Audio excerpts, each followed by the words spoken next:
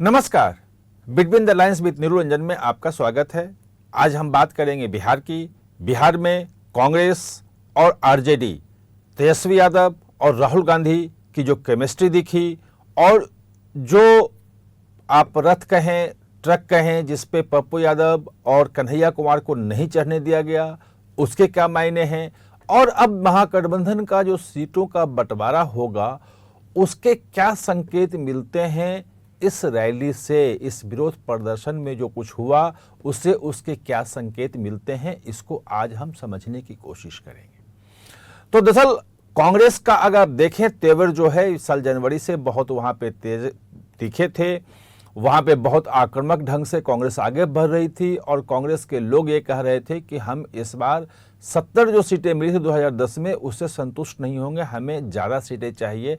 90 सीटों की मांग थी और ये भी था कि जिस ढंग की सीटें दी गई उन्हें वो सीटें नहीं चाहिए, मनपसंद सीटें चाहिए, क्योंकि ये कहा जा रहा था कि 70 में से कांग्रेस केवल 19 सीटें जीत पाई, सिर्फ इसलिए कि अधिकांश सीटें ऐसी दी गई जो भाजपा के मजबूत गढ़ जिसको माना जाता है, और उस पे भाजपा 30-35 सीटें ऐसी थी जिसमें भाजपा कभी हारी ही नहीं थी, तो उस पे कांग्रेस की जीत की संभावना कम है।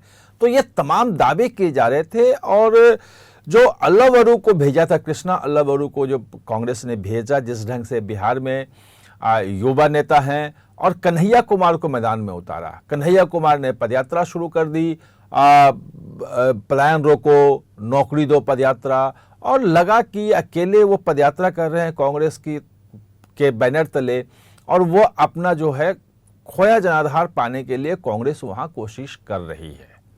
और ये दोनों नेता जो हैं वो वहाँ मिले भी नहीं थे। अल्लावरू तो लालू यादव से भी नहीं मिले, तेजस्वी यादव से नहीं मिले, और ये माना जा रहा था कि जिस ढंग से दिल्ली में कांग्रेस जो है वो आम आदमी पार्टी से समझौता नहीं किया, अलग चली, जिसके कारण आम आदमी पार्टी हार गई, कहीं वैसा ही कड़ा रुख जो है वो बिहार में न अपना ले। लेकिन ऐसा कुछ होता नजर नहीं आ रहा है।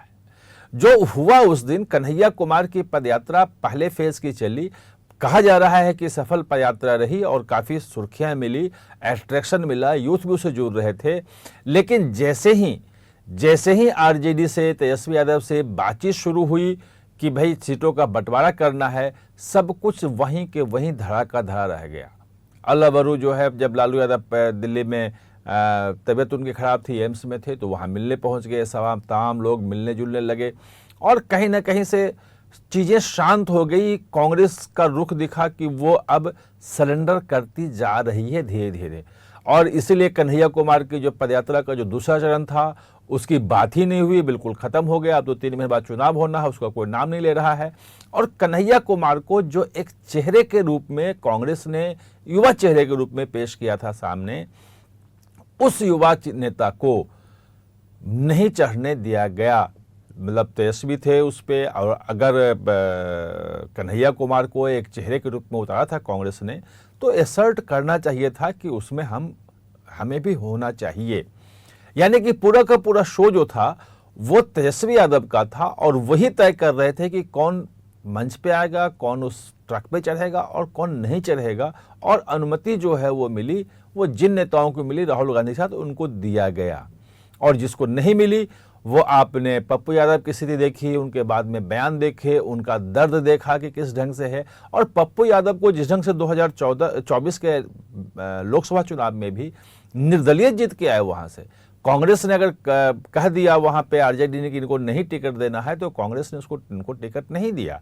उनके खिलाफ जो है वो आरजेडी ने प्रचार भी किया वहाँ पे, तेजस्वी यादव ने। तो ये सिचुएशन है वहाँ पे। ऐसे में जब ये लग रहा है कि राहुल गांधी एक तरह से, या कांग्रेस कहें एक तरह से, आरजेडी और तेजस्वी के सामने सरेंडर कर चुके हैं कि भाई आप जो कहेंगे हम मानेंगे, तो क्या सीटों के बंटवारे में भी उस ढंग से कड़ाई से बात कर पाएंगे? जो संकेत मिल रहा है ऐसा नहीं है। जो बात आ रही है कि 90 तो बहुत दूर की बात है। आरजेडी ने बना लिया है कि पिछली बार कांग्रेस के कारण से, ये आरजेडी का मानना है कि तेजस्वी यादव मुख्यमंत्री बनते बनते रह गए। अगर 5 सीटें और जीत लेती कांग्रेस, 19 की जगह पे अगर 24-25 सीटें होती कांग्रेस की, तो तेजस्वी यादव बहुमत के साथ मुख्यमंत्री बन जाते।